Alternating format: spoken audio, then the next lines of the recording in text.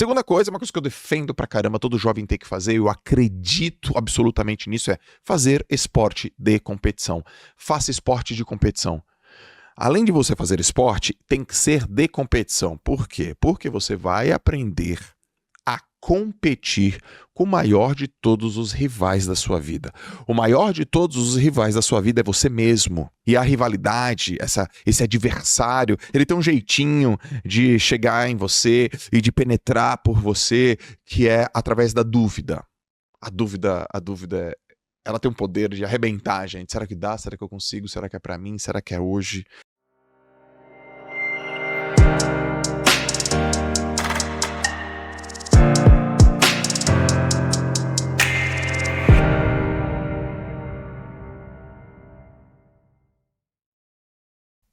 Eu não posso começar com outro assunto.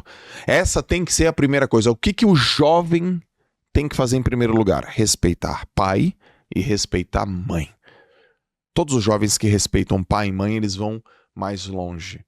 Porque assim, não dá para eu acreditar que um pai e uma mãe não quer o melhor para o seu filho.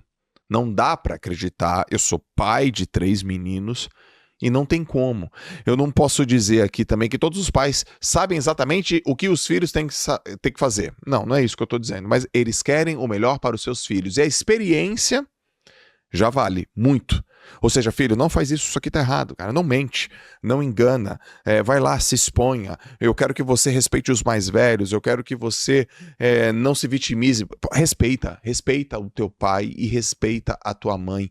Honra o teu pai e honra a tua mãe. E mesmo que você, ainda enquanto jovem, não sabe exatamente o porquê eles estão fazendo isso no futuro, mas lá no futuro você vai entender e você vai agradecer.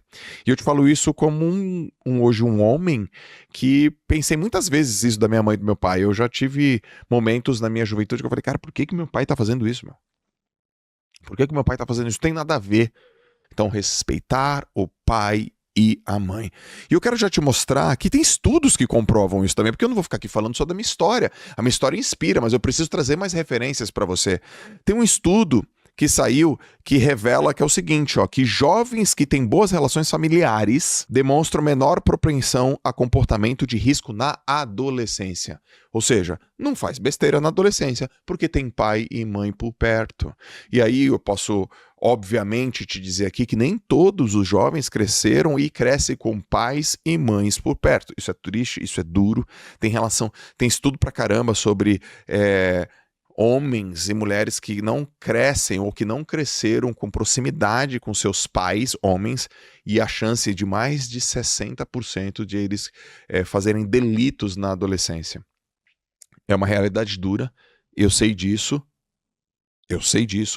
então só para vocês entenderem que esse negócio entre pai e mãe é importante e é complexo. Então, para você que tem pai e mãe, respeite. Para você que não foi criado com pai ou com uma mãe, que você tenha uma imagem materna ou paterna, alguém para te ajudar e te orientar, sobretudo na sua fase jovem. É muito importante. Os jovens não sabem todas as coisas, eles precisam de referência. Segunda coisa, uma coisa que eu defendo pra caramba, todo jovem tem que fazer, eu acredito absolutamente nisso, é fazer esporte de competição. Faça esporte de competição. Além de você fazer esporte, tem que ser de competição. Por quê? Porque você vai aprender a competir com o maior de todos os rivais da sua vida. O maior de todos os rivais da sua vida é você mesmo. E a rivalidade, esse adversário, ele tem um jeitinho de chegar em você e de penetrar por você, que é através da dúvida. A dúvida ela tem um poder de arrebentar a gente. Será que dá? Será que eu consigo? Será que é pra mim? Será que é hoje? E aí toda vez que a gente tem dúvida, toda vez que a gente está imerso nessa dicotomia entre eu consigo ou eu não consigo, esse adversário é muito grande. E se tem uma estrutura, se tem uma escola que te orienta, que te treina para você quebrar as suas dúvidas, se chama esporte de competição. É importante colocar um menino para bater um pênalti, para decidir um jogo. É importante colocar um menininho ou uma menina para entrar num tatame e ver um adversário e falar, cara, eu vou te derrubar. mas isso é derrubado. É importante colocar um menino e uma menina, um jovem, nos 50 metros, que ele sobe num bloco de partida, tem várias pessoas gritando e ele pula. É importante isso. É importante para inteligência emocional, para coragem, para confiança, para saber superar medos, para saber lidar, cara, com a derrota, com o fracasso, com a frustração. Esporte. Coloque o seu filho em um esporte e bote ele para competir. Ah, mas ele não gosta de competição. Todos os jovens gostam de competir. Porque a vida é uma competição. É competição no mercado de trabalho, é competição na universidade, é competição no mundo dos negócios. E competição não é uma coisa ruim. Se alguém fala, mas a competitividade é uma coisa ruim, não. O que é ruim é rivalidade. Não confunda rivalidade com competitividade. Terceira coisa que todo jovem tem que fazer é treinar a habilidade de falar em público. Tem que falar em público, turma. Tem que se comunicar. Tem que aprender a falar. Tem que aprender a se comunicar. Tem que aprender a levantar a mão. Tem que aprender, participar de um projeto onde você treina a sua oratória. Fazer um videozinho. Hoje a gente tá falando de internet. O menino tem que fazer um vídeo de 18 minutos como se fosse um TED Talks. Comunicação. Treinar a comunicação. Porque a comunicação, para mim, Joel, é habilidade milionária. É habilidade do convencimento, é habilidade da persuasão, é habilidade da escala, é habilidade da tua voz chegar em muitas pessoas. Veja todos os oradores que você gosta, veja todos os influenciadores, empresários e personalidades que você gosta, o jeito que eles se comunicam. Ele comunica de um jeito que convence, ele comunica de um jeito que inspira, ele comunica de um jeito que deixa claro, que direciona, ele serve como uma luz, como um apoio, como um farol, como um guia, como uma direção. E a comunicação é treinável. Então, você tem que estimular para o seu filho, caso é papai e mamãe que está ouvindo aqui, e você jovem, a falar em público. Quarta coisa que você tem que saber, tem que dominar, entende, é não estar em ambientes que tenham maus hábitos para você. Saia! Aliás, nem entre. Não entre em ambientes ruins para você. Não se enfia em enrascada. É melhor evitar um problema do que sair desse problema. Se tem hábitos ruins lá, tanto de comportamento, tanto do que a pessoa consome, cara, evita situação, lugares que te põem em enrascada, problemas que vão ferrar com você. Eu tô falando aqui também, abertamente, eu tô falando também de drogas. Não use. Ah, Joel, depende. Não tem depende. Não use. Se afaste. Se afaste de qualquer tipo de droga, de situação que traga para você dependência. Qualquer tipo de situação que traga para você dependência. Segunda coisa, não ande com pessoas que vão, de repente, deixar o seu comportamento e a forma como o mundo te enxerga de uma maneira inadequada. Não ande com más companhias. Né? Tem aquela frase simples, né? Me diga com quem andas, que te direis quem és. Tua mãe deve ter te falado isso, teu pai também. Tua avó deve ter te falado isso. E é verdade. Porque até você explicar que focinho de porco, nego velho, não é tomada, não vai dar. Não ande com pessoas que têm hábitos ruins. Não ande com pessoas que têm péssimos hábitos. Não faça isso. Não faça nada que desabone seu pai e sua mãe. Não faça nada que você não possa contar. Não faça. Olha só esse estudo aqui, ó. A National Institute on Drugs Abuse, ela diz o seguinte, ó, que jovens que frequentam ambientes de risco têm probabilidade 50% maior de vícios e problemas de saúde mental. Eu tô falando de um problema duríssimo. Eu tô falando de uma realidade crítica. E eu estou falando para você, não entre aí. Evite, saia, fuja, não é bom para você. A estatística mostra que não é bom para você. É tragédia anunciada. Quinto ponto, encontre a sua vocação. Faça tudo o que você puder para encontrar onde você é bom, porque você sabe fazer várias coisas, mas tem umazinha você faz melhor do que todas as coisas. Você nasceu com uma predisposição para alguma coisa. Mas eu não sei, Joel, que coisa é essa? Pois é, então vai testando, vai testando, vai testando, vai testando, vai testando. Por exemplo, eu quando era jovem eu fiz muitos esportes. Eu fiz futebol, na escola, tudo começa na escola/clube, né? Então lá em Santos tinha um clube, não sei se ainda tem, se está funcionando, que é o Atlético Santista, ali no Canal 3, para quem é da Baixada Santista sabe. Eu comecei ali. Então eu lembro de aula de basquete, gostei mais ou menos. Eu lembro que eu fui para aula de vôlei, gostei mais ou menos. Eu lembro que eu fui para aula de futebol, gostei para um caramba. Eu jogava um futebol ali médio, não era ruim não era bobo, não era tonto. Jogava, fazia gol, tocava, tenho noção espacial, noção corporal. Fui testando até uma hora que, pum, pulei na piscina. Quando eu pulei na piscina, eu falei, caramba, de tudo que eu sei fazer aqui, esse negócio aqui é legal. Eu tinha uma habilidade corporal, tenho até hoje, eu tenho uma inteligência corporal. E eu me sentia bem nadando, eu tinha chance, eu aprendia as coisas mais rápidas. Então encontre a sua vocação. Tem um estudo da Gallup que diz o seguinte, que as pessoas quando encontram a sua vocação, elas têm 21% mais de probabilidade de se sentirem motivadas e alcançar alto nível de sucesso. Eu tô falando para você procurar, procure. E quando você encontrar, porque vai ser assim, ó, você vai saber, é isso, ai caraca, é isso. Vai ser óbvio, não volte mais atrás. Sexto item que todo jovem tem que desenvolver, tem que estimular, é ser um bom perguntador. Estimular a curiosidade, fazer boas perguntas, ser um bom perguntador. E para você ser um bom perguntador, você tem que estar observando as coisas ao seu redor, conectando, juntando os pontos, criando nexo. Por quê? Porque essa flexibilidade faz com que você observe as oportunidades. Tem gente que pede oportunidade. Pô, tu precisa de uma oportunidade. Tem gente que observa que a oportunidade já existe. Não, eu não preciso pedir para ter uma oportunidade. Eu só preciso, se é para pedir alguma coisa, que os meus sentidos estejam todos apurados, que os meus poros estejam todos abertos, dilatados, para eu perceber as oportunidades que tem ao meu redor. Olha essa pesquisa aqui, ó. Harvard Business Review de novo. Pessoas que fazem boas perguntas têm 50% mais de chance de sucesso em negociação e no desenvolvimento pessoal. Pô, eu tô gravando aqui no estúdio do JJ Podcast. Aqui é o lugar das perguntas. Aqui é o lugar dos questionamentos. Aqui é o lugar do aprofundamento.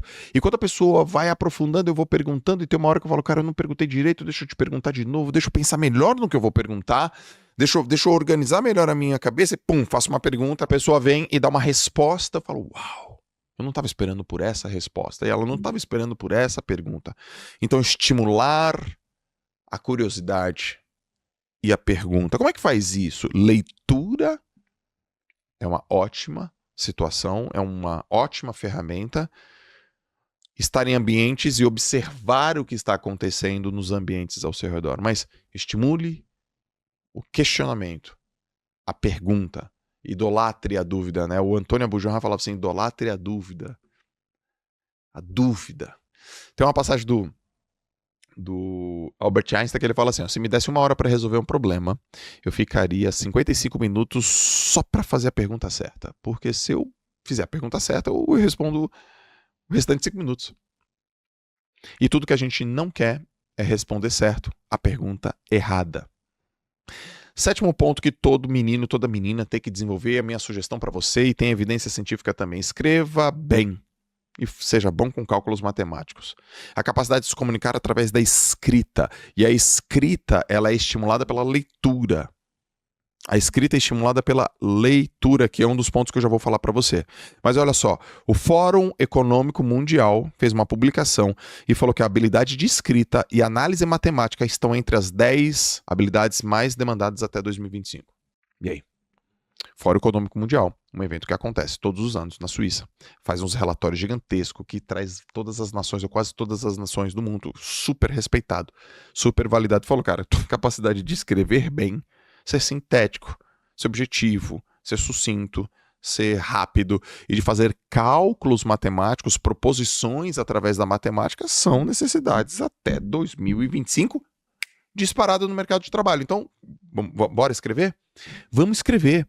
E a escrita, quem escreve bem, lê bem. Quem escreve muito é porque lê muito também. É porque, ó, só pra você ter uma ideia, eu tenho uma tatuagem aqui, ler e escrever. Não é escrever para ler, eu leio para escrever. Eu leio e aquilo faz eu querer escrever. É como se eu estivesse colocando para fora todas as combinações matemáticas e sistemáticas do que eu tô lendo e do que eu tô vivenciando. Então, leitura e escrita, muito importante. Daqui a pouco eu vou falar sobre leitura, mas cálculos matemáticos. Treina matemática. Por favor, só não fica assim, matemática não serve para nada. Cara, esse conselho é muito ruim, inclusive, tá? É ruim, é errado e é limitado. Porque tem gente que fala assim, poxa, por que eu estou aprendendo a fórmula de Bhaskara ou equação do segundo grau? E a coisa mais importante é que quando você sabe resolver questões complexas, você sabe pensar de forma complexa. E quando você está resolvendo questões complexas, você tem uma capacidade de pegar um problema da sociedade e porque você resolveu tantos problemas complexos de matemática, você fala, mas não tem nada a ver fazer aquela fórmula. Não, é porque para você consegue observar coisas complexas e utilizar estrutura complexa que a matemática te traz. As questões complexas da matemática. Agora também uma observação para os jovens e para professor. Faz essa ponte também. Só não fala assim, aprenda matemática porque eu quero, porque aqui quem manda sou eu. Aí eu já vou falar, tá, eu vou fazer essa prova aqui, mas eu não estou tendo engajamento. E se não tem engajamento, não faz sentido, não tem propósito, não sei porque eu estou fazendo aqui, eu estou aqui porque me mandaram. Então também é importante falar para os jovens que o pensamento complexo ajuda a vida. É sobre vida. 8º item, entender sobre educação financeira. É diferente de entender sobre matemática, mas é bom sobre ter dinheiro. Então, controle de despesa, controle financeiro, entender onde que está o dinheiro, porque educação financeira é desde você saber assim, cara, quanto que custa a escola, sei lá, quanto que custa o uniforme, quanto que custa a mensalidade, desde quanto custam as coisas, como que organiza isso, a organização financeira, primeiro você paga ou primeiro você guarda? Então você primeiro banca você, seus sonhos, seus objetivos ou banca as tuas contas? Entender sobre educação financeira. Olha esse dado aqui também. Aliás, são dados de todos os livros que você está vendo aí, que são livros de finanças. Você pode pegar livros de finanças e eles basicamente arredondam falando o seguinte, uma pessoa que entende sobre educação financeira, um jovem que entende sobre educação financeira, tem 70% mais de chance de planejar adequadamente as suas finanças e alcançar objetivos de longo prazo. Sugestão número 10. Conhecer sobre leis e cidadania. Você tem que saber o que você pode e você não pode fazer no Brasil e fora do Brasil. Você tem que saber os seus direitos. Você tem que saber os seus deveres. Você tem que saber os seus direitos e os seus deveres para você não ser massa de manobra, para você não ir com a manada, para você pensar com a sua própria cabeça, para você saber o que reivindicar, para você saber o que fazer, porque você fortalece um papel ativo na sociedade. Você tem ética nas decisões do cotidiano, você sabe seus deveres, você não vai entrar em rascada, porque você fala, cara, isso não pode ser feito aqui. É fundamental exatamente para empreendedor, pô, eu quero empreender.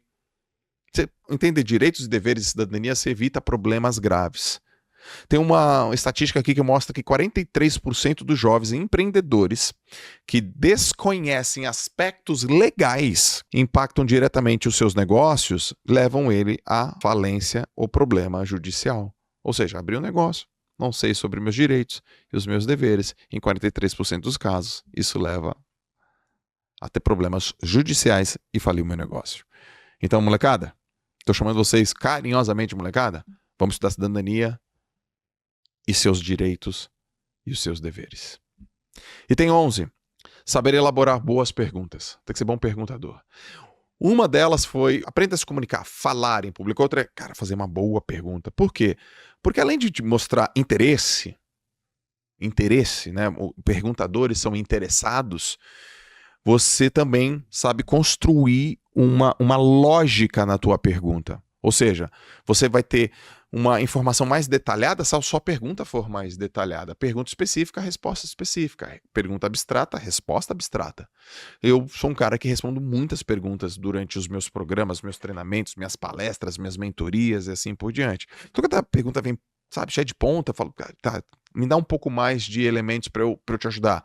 Mas o que você quer dizer com isso? É como se eu tivesse eu elaborando a pergunta para a pessoa. É como se eu falasse, não, você não quer saber disso, é disso aqui que você quer saber. Então, uma belíssima pergunta, uma pergunta muito bem feita, ela te traz uma resposta muito bem elaborada. E como que faz uma boa pergunta? Uma pergunta de forma específica. E aí que tá, você vai perceber também, é isso que eu tenho que te mostrar aqui um pouco do meu olhar, do meu lado, que mesmo fazendo perguntas específicas, as pessoas têm dificuldade de responder. Então, por exemplo, quanto tempo eu tenho para te entregar este projeto? A pessoa, olha, João, no que eu estou fazendo aqui agora, caramba, então acho que a gente tem que ser o mais rápido possível. A minha pergunta foi específica. A resposta não foi específica. A minha pergunta foi: em quanto tempo eu tenho que te entregar esse projeto? Em quanto tempo eu tenho que deliberar isso aqui que você está pedindo? Em quanto tempo? Até que horas? A pessoa fala o mais rápido possível. O mais rápido possível não é específico. Então, ao perguntar de forma específica, primeiro que você já vai resolver metade do seu caminho. E você vai perceber uma outra coisa, que muitas pessoas têm dificuldade de responder de forma específica. Portanto, a pergunta específica vai treinar em você uma outra habilidade que é a escutativa. É uma escuta ativa. Porque nós temos um aparelho no nosso ouvido aqui chamado sistema vestibular, que é da audição. Joel, estou ouvindo. Não, mas não é só ouvir, é escutar. Que é ouvir o barulho, decodificar o barulho e saber o que as pessoas realmente estão falando. E como a cabeça da maioria das pessoas é uma cabeça barulhenta, histérica, cheia de pensamentos de futuro e de passado, e elas raramente estão no momento presente, você pergunta: quando que eu tenho que te entregar esse projeto? Ela responde: o mais rápido possível. Você pergunta: que horas vai ser nossa reunião? Ela fala: depois do almoço. Aí você fala: caramba, o que é depois do almoço? E deixa eu falar pra você. Se alguém fala: nossa, que exagero, Joel, pô, mas é só um jeito de falar, é só uma forma de falar. Pois é. Imagina o quão melhor seria o mundo se as pessoas falassem de maneira específica, correta, certa, de maneira, assim, que as pessoas compreendem. As pessoas compreendendo, falam: o que foi, o que tal? Porque muita da compreensão equivocada é porque a pessoa não está ouvindo. E muito da compreensão equivocada é porque a pergunta não é específica. Então, seja um bom perguntador. Seja um excelente perguntador. É muito importante. O Fórum Econômico Mundial levantou a seguinte estatística. Esse mesmo Fórum Econômico Mundial que falou sobre matemática e escrita, ele falou o seguinte, que boas perguntas têm 30% a mais de chance de desenvolver habilidades de liderança e networking. Boas perguntas. E o último é treinar a gestão das emoções. A inteligência emocional é um assunto importante, gestão das emoções é um assunto importante. Você vai entrar nas empresas pelo seu currículo, mas vai permanecer ou sair delas por conta da sua habilidade emocional. E habilidade emocional na escola, habilidade emocional no esporte, habilidade emocional na faculdade, na entrevista de trabalho, num feedback, na liderança de um time, para vender um projeto, para saber lidar com um não.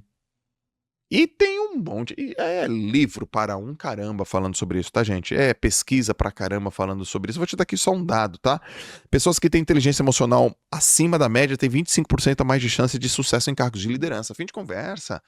A Harvard Business Review mostra muito isso. Eu lembro que eu li um livro, eu acho que foi em 2002, chamado Os 100 Segredos das Pessoas de Sucesso. Eu acho que é um livrinho... Vou procurar aqui, vou colocar aqui pra você. É um livrinho que tem um rostinho assim, tem vários smilezinhos assim. Eu lembro que eu li, ele tem mais de 20 anos, que falava assim, cara, 85% das pessoas quando saem das empresas é por má habilidade de emocional. Cara, tem 20 anos isso. 20 anos, cara. 20 anos que eu li. Mas não que existe. Você tem certeza que isso não é importante pra você agora? Não, eu tenho. Então, desenvolve, treina. Essa habilidade de inteligência emocional é você ter autorregulação. O que é autorregulação? Você mesmo se corrigir. Autoobservação, você mesmo se analisar. Automotivação, você mesmo ir lá e falar, cara, eu vou fazer esse negócio aqui. Autoconsciência, você ter noção do que está acontecendo com você. E empatia, habilidade social de conversar com as pessoas. Isso é inteligência emocional. Esses são 5 itens da inteligência emocional. E tem que ser desenvolvido, tem que ser treinado, tem que ser explorado, tem que ser manifestado, tem que ser defendido, tem que ser promovido.